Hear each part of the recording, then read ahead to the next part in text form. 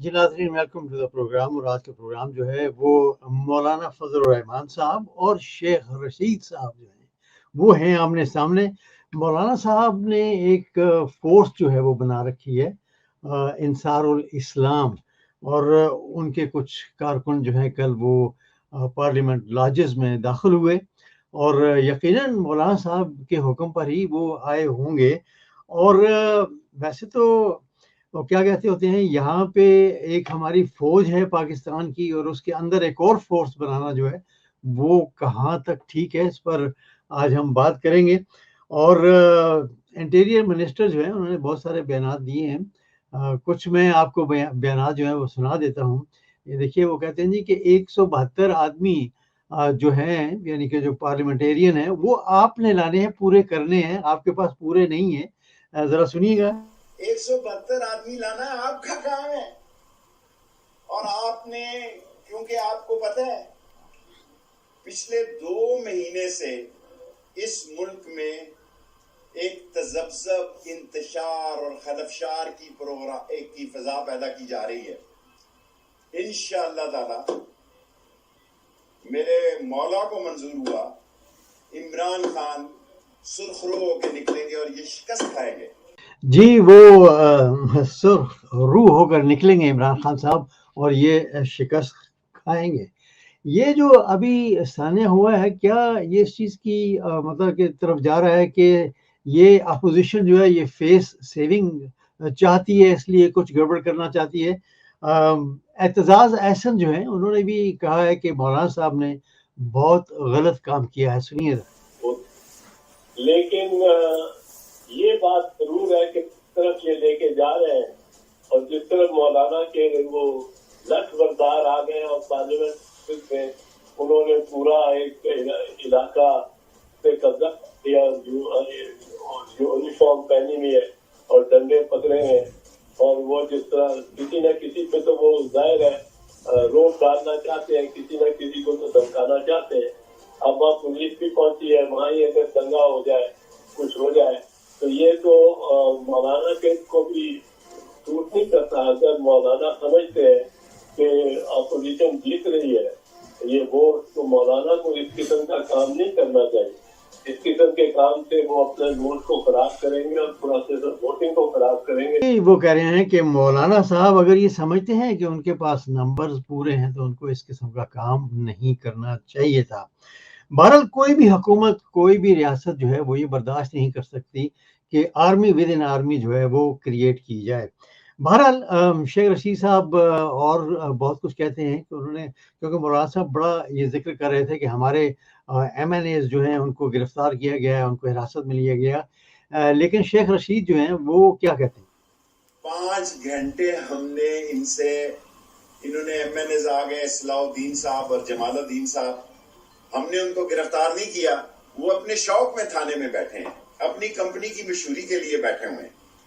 मैं on air ये ऐलान कर रहा हूं कि हमने उन दोनों लोगों को MNAs के लिए कोई गिरफ्तारी नहीं है। जो प्राइवेट मलेशिया है उसके 19 लोग हमारे पास हैं, और जो रास्तों में आना चाहते हैं उसको भी हम रोकेंगे। जी, जो रास्तों में आना चाहते हैं उनको भी हम रोकेंगे। और उन्होंने मज़ीद ये कहा कि ये मुल्क जो है उसकी सलामती का मसला है, बुरहान मत खड़ा करें। सुनिए। 22-23 को OIC कॉन्फ्रेंस हो रही है। 23 मार्च को पाकिस्तान की अजीम अफवाज मार्च कर रही हैं, और जिसमें कल हम जा रहे हैं कि दुनिया का मोस्ट मॉडर्न जहाज J-10C-25 फ्लाइंग कर रहे हैं। और अभी DGISPR ने बताया कि इंडिया के एक मिसाइल ने मियां चनू तक उसको गिराया गया। ये पाकिस्तान की सलामती का मसला है, पाकिस्तान में बुरहान पैदा ना करें। जी, पाकिस्तान में बुरहान जो है वो पैदा मत करें। ये तो कल के क्लिप्स थे, लेकिन आज उन्होंने एक बहुत बड़ी वार्निंग दी है। जरा सुनिए। तक मैं वजीर दाखिला हूँ, वाज़े तौर पर कहता हूँ, अल्लाह के हुक्म से कुचल के रख दूंगा जो आदमी कानून और को इख्तियार में लेगा। मैं नहीं लिहाज करूंगा कि ये कितना बड़ा लीडर और कितना बड़ा मोतबर है और कितना बड़ा पार्टी का हेड है। جی یہ تو انہوں نے بہت زبردست قسم کی وارننگ دے دی ہے، لیکن ہمیشہ انٹیریئر منسٹر جو ہیں جو چودھری نثار صاحب تھے انہوں نے بھی بہت ساری وارننگز دی تھیں پاکستان پیپل پارٹی والوں کو، لیکن ہوا کچھ نہیں۔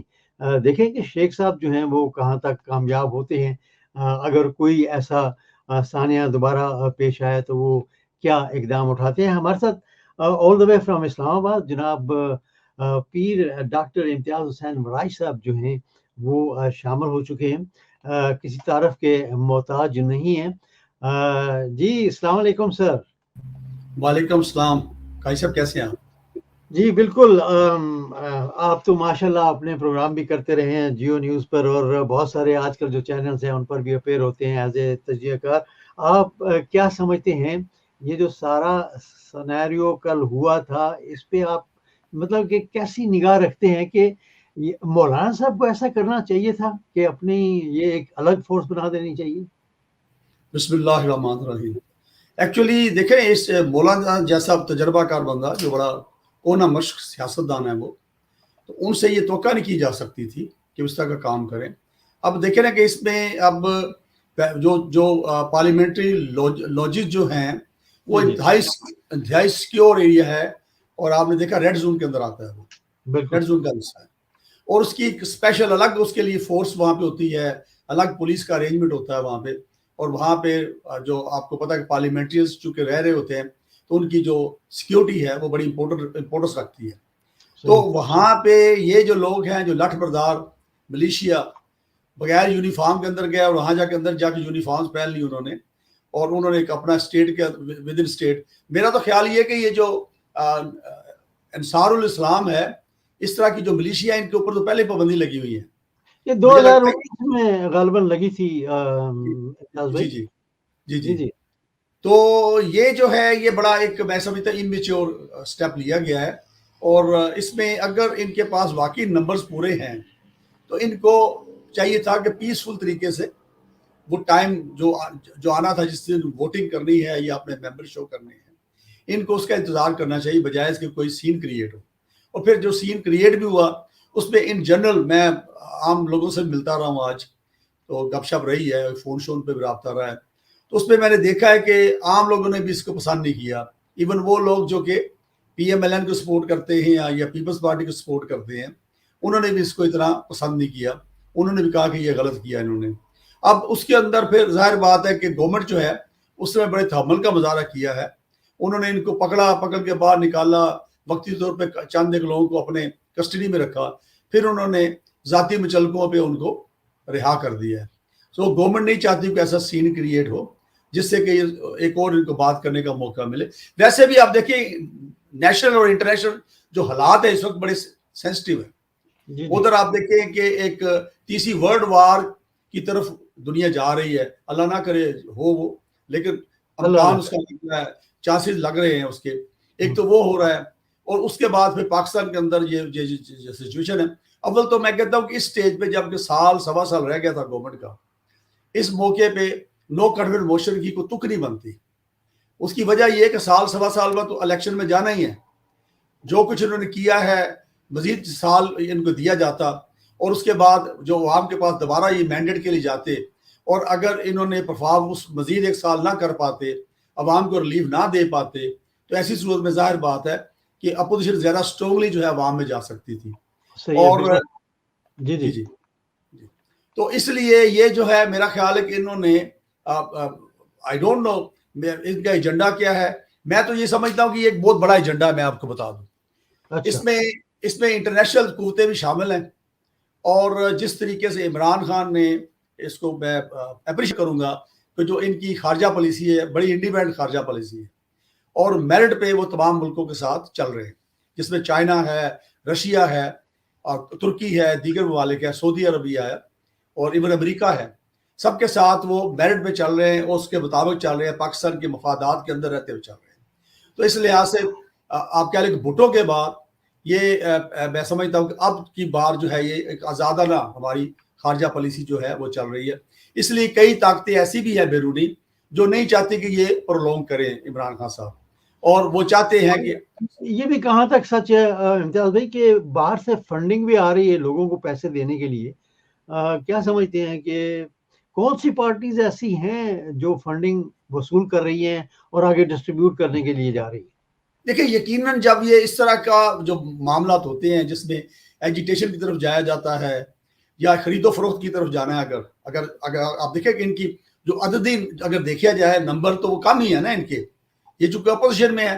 अब अपोजिशन जो है जब कहती है जी हमारे पास नंबर पूरे हो गए हैं, इसका मतलब ये खरीदो फरोख्त कर रहे हैं, और खरीदो फरोख्त अगर कर रहे हैं तो उसके लिए पैसा चाहिए, और पैसा जो है ज़ाहिर बात है, आपको पता हमारे बहुत सारे दुश्मन मौजूद हैं जिसमें हमारा हमसाया मुल्क भी है और भी कई ममालिक ऐसे हैं जो फंडिंग यहाँ पे पहले भी करते रहे हैं, पहले भी ऐसा होता रहा पाकिस्तान के अंदर, आप देख लें, और अब भी यकीनन ये हो रहा है। और ये चूंकि चीज़ ऐसी है कि जिसको साबित करना ज़रा मुश्किल हो जाता है, इसलिए मैं नाम भी नहीं लेना चाहता, लेकिन शक है काफ़ी हद तक, यकीन की हद तक शक है कि ये फंडिंग। यकीनन इम्तियाज भाई, जब घर में दुश्मन बैठे हों तो बाहर वालों की क्या ज़रूरत है?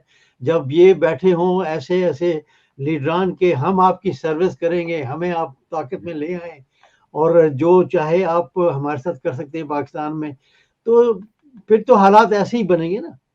नहीं, ये तो काजी भाई ये कब्जा ग्रुप है हमारे जो पॉलिटिशियन, अनफॉर्चुनेटली मुझे बड़े अफसोस के साथ कहना पड़ता है कि काफी हद तक जो नंबर जो है, काफी नंबर्स हैं इसके जो अपने मफादात के लिए सियासत को उन्होंने पेशा बना लिया हुआ है, वहां से उन्होंने अर्निंग का जरिया बनाया हुआ है। हालांकि सियासत तो खिदमत है ना, अवाम की खिदमत करना है और अपने पल्ले से पैसे खर्च करके करना है, लेकिन यहाँ उलट है पाकिस्तान के अंदर। आप इनकी जायदादें उठा के देख लें, इनके वसाइल देख लें, इनके खर्चे देख लें।